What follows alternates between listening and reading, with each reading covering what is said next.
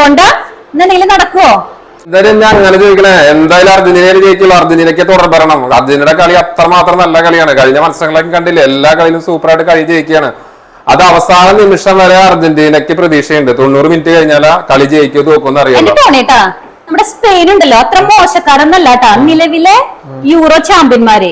പിന്നെ നമ്മുടെ ആ കൗമാരക്കാരല്ലേ 19 വയസ്സുള്ള ഗഡി, അവന്റെ എന്താ കളി. മെസ്സിയുടെ മുമ്പിൽ ഏത് കൗമാരക്കാരൻ വന്നിട്ട് ഒരു കാര്യമില്ല. കാരണം ഈ കളികൾ മുഴുവൻ കണ്ടില്ലേ, തോൽവി അറിയാത്ത അർജന്റീന ഓക്കെ, സ്പെയിനും മോശക്കാരല്ല.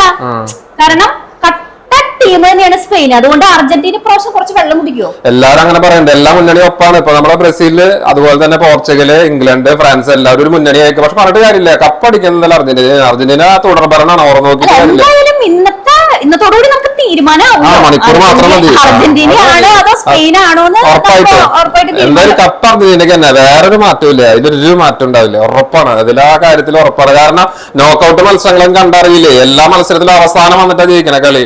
അപ്പൊ അങ്ങനെ ഒരു പ്രതീക്ഷയാണ്. മെസ്സി അവിടെ ഉണ്ടെങ്കിൽ ഉറപ്പാണ്. മെസ്സി ഗോളടിക്കും. സ്പെയിനിന്റെ മുന്നിൽ വേർക്കേണ്ടി വരുമോ? വരില്ല. അവര് ടിക്കി ടാക്കിയൊക്കെയാണ്. പക്ഷെ എന്ത് ടാക്കിയാലും അർജന്റീനയുടെ മുമ്പിൽ അതൊന്നും ചെലവാവില്ല.